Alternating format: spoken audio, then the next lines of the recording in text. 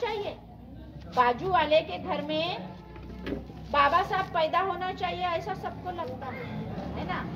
बाजू वाले के घर में बाबा साहब पैदा होना चाहिए सबको लगता है, मगर मैं बाबा साहब का रोल निभाऊंगी, मैं सावित्री आई का रोल निभाऊंगी, मैं बुद्धा का अनुयायी बनूंगी, मैं बुद्धा का काम करूंगी, ऐसा सोचना चाहिए।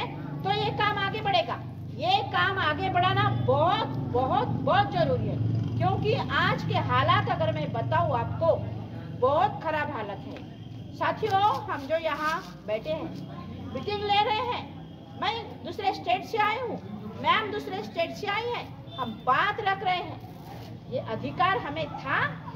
आजादी के पहले था हमें अधिकार? नहीं था, हमें ये अधिकार नहीं था। अगर हम बात रखते हैं तो हमारी जीभ काटी जाती थी, वेद पढ़ते हैं तो जीभ काटी जाती थी, सुनते हैं तो कानों में शीशा डाला जाता था, ऐसी शिक्षा होती थी।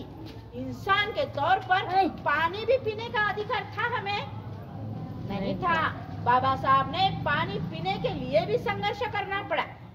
बाबा साहब के साथ कैसा व्यवहार हुआ आपको मालूम है?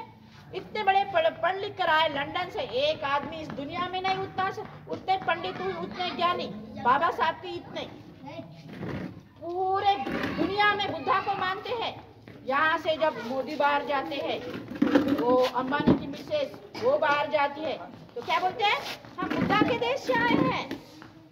पहचान क्या है हमारे देश की? बुद्धा। बाबा साहब इन्होंने पहचान दी है, काम करके, अपना योगदान देकर, अपना पूरा जीवन समर्पित करके इस देश को पहचान दी है।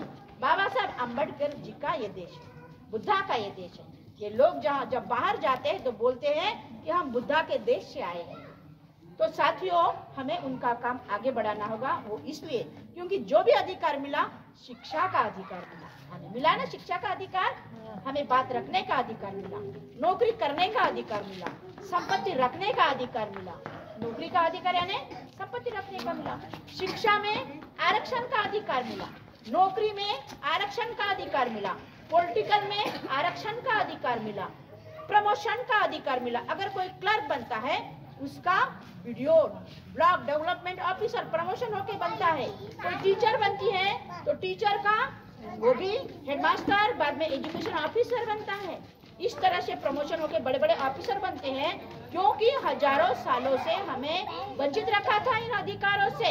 इसलिए प्रमोशन हमारे बाबा साहब ने दी, ये अधिकार बाबा साहब ने दिए हैं, ये अधिकार शाहू जी महाराज ने दिए हैं, क्योंकि हमें ये नहीं दिए थे।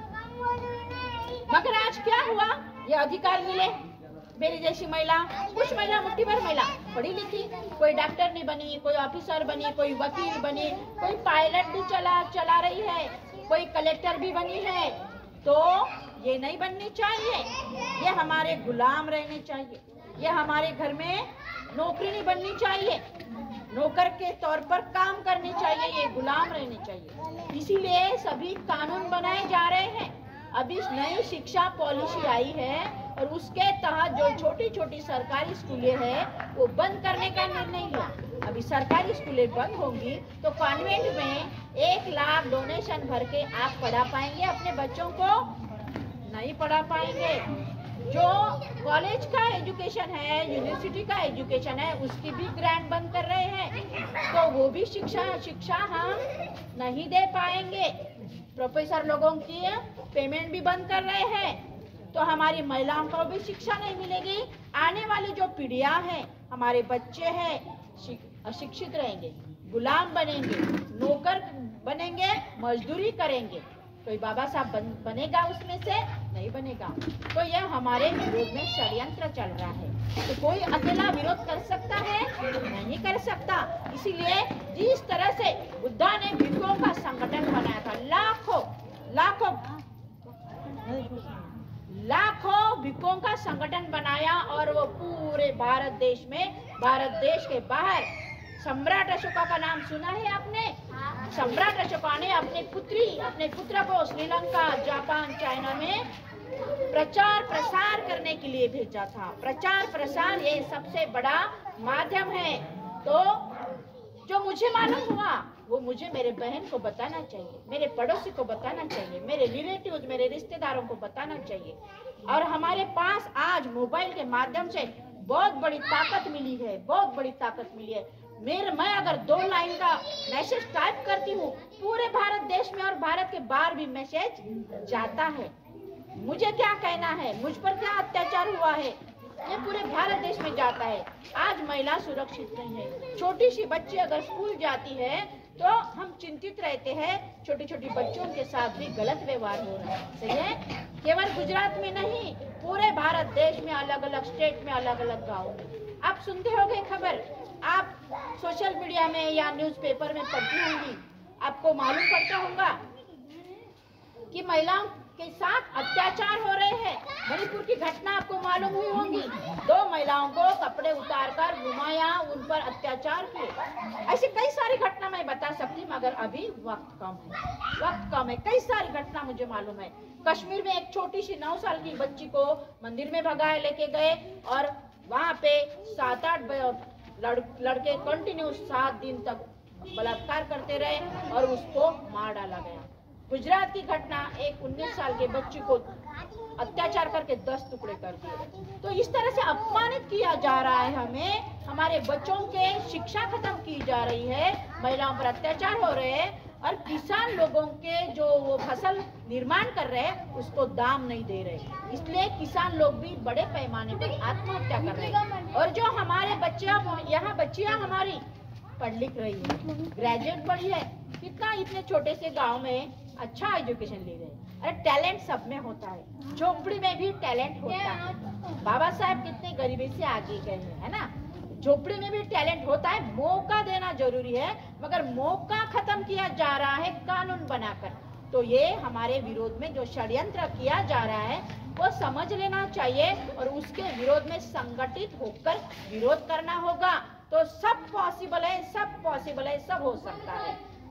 तो हम लोगों ने संगठन बनाया है इस देश भर में, 36 स्टेट में, 550 जिले में, 4000 तहसील में, 22,000 ब्लॉक में और 2.5 लाख गांव में। उसमें डॉक्टरों का संगठन है, इंजीनियर लोगों का संगठन है, कर्मचारी लोगों का संगठन है, आशा वर्कर का और हमारे महिलाओं का संगठन है, आंगनवाड़ी सेविका का संगठन है, किसानों का संगठन है, ऑटो चालक मालक का संगठन है। सबका संगठन सबको जोड़ रहे हैं। अब अलग अलग भी बना रहे हैं, सबको जोड़ रहे हैं, महिलाओं को जोड़ रहे हैं, उनको ट्रेनिंग दे रहे हैं, कैसी बात रखनी चाहिए, कैसा नॉलेज होना चाहिए, समाज में जाकर कैसे काम करना चाहिए। एक नेतृत्व निर्माण कर रहे हैं। जिनको चुन के भेजते हैं ना, वो हमारे बारे में, हमारे समस्या के बारे में बात करते हैं, नहीं खाली वोट मांगने के लिए आते हैं, है ना। और अभी वोट मांगने की भी जरूरत नहीं, जो वोटिंग मशीन लाई है ना, हम बटन दबाते हैं मगर जाता है, गधे को बटन दबाते हैं और जाता है कुत्ते को, बिल्ली को। ऐसा हो रहा है हमारे साथ, बहुत षड्यंत्र चल रहा है। बाबा साहब ने बहुत बड़ा अधिकार दिया वोटिंग करने का, मगर सब खत्म किया है। बाबा साहब को अपेक्षा थी, अगर ये सत्ता में बैठे हुए लोग अगर हमारे समस्याओं का समाधान नहीं करते हैं तो आप उसके बदल देना, आप खुद इस शासक बनो। आप ऐसा अपने दीवारों पर लिखो कि तुम्हें सत्ताधारी जमात बनना है, ऐसा बाबा साहब ने बोला था। मगर हमारे सब रास्ते बंद कर दिए। ये वोटिंग मशीन लाई है जो उसके साथ बहुत षड्यंत्र के साथ वो खुद ही चुन के आए हैं। Congress BJP, BJP Congress, Congress BJP, BJP Congress हो रहा है। तो साथियों, मैं आपको आह्वान करूंगी, आप लोग हमारे महिला संगठन के साथ जुड़ जाइए। हम ऑनलाइन ट्रेनिंग भी अरेंज करेंगे। अगर आप बोलेंगी फिजिकली आप यहाँ आकर ट्रेनिंग दो, हमें काम करना है, आपके साथ ये काम करना चाहिए, ऐसा आपको लगता है तो हम भानुबेन को भेजेंगे यहाँ पे। 2 मिनट के लिए बैठ जाओ, आ जाओ। भानुबेन को भेजेंगे ट्रेनिंग देने के लिए और नॉलेज देने के लिए। दिन भर का ट्रेनिंग रहेगा, 4 घंटे का ट्रेनिंग रहेगा। ये 5 मिनट में बात खत्म नहीं होगी।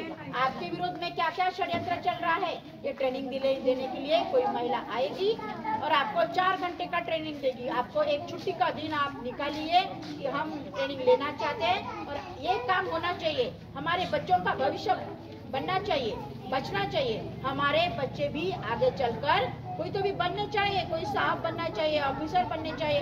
उनको भी उनमें से भी कोई बाबा साहब बन सकता है। उनको भी पढ़ने लिखने का, नौकरी का, संपत्ति का अधिकार मिलना चाहिए। ऐसा अगर आप एक माँ होने के नाते सोचती हो तो आपके बच्चों का भविष्य हमारे सिवा इस देश में कोई नहीं सोच रहा है। केवल हम आपका साथ चाहते हैं, ये कोई अकेले का काम नहीं है, हमारा सबका काम है। हम सब मिलकर ये जरूर कर सकते हैं। तो मैं आह्वान करूंगी कि आप हमारे साथ जुड़ जाइए और हम सब मिलकर ये काम पूरा करेंगे। अगर कोई कार्यक्रम है तो आपको आना होगा, अगर कोई धरना प्रदर्शन है, आंदोलन है, तो आपको वो वक्त देना होगा, 2 घंटे आकर बैठना होगा। सही है दीदी? और आपने मुझे बहुत वक्त दिया, मुझे सुना, इसलिए धन्यवाद, आभार मानती हूँ और मेरी बात को मैं यहाँ पूर्ण विराम देती हूँ।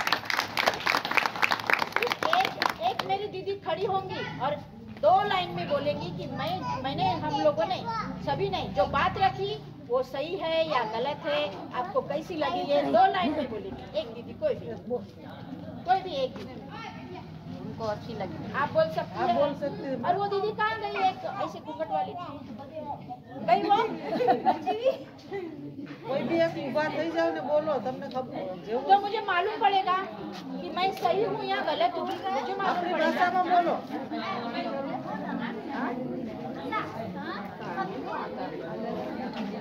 बोलो दीदी कोई भी ઊંધો. હા જાય મેડમ ઉઠા. મેડમ તમારે તમે આપ્યું એ ઘણું સારું હિન્દીમાં હિન્દીમાં ઘણું જ ગમ્યું અને હું એનાથી પ્રોત્સાહિત થઈ છું અને પણ આનામાં જોડાવું જ છું. જોડાવું છે ને? Thank you, ma'am. धन्यवाद। आप बोलिए, आप भी बोलो. हिंदी में बोलिए, थोड़ा मुझे भी समझ में आना चाहिए। हिंदी जैसे तू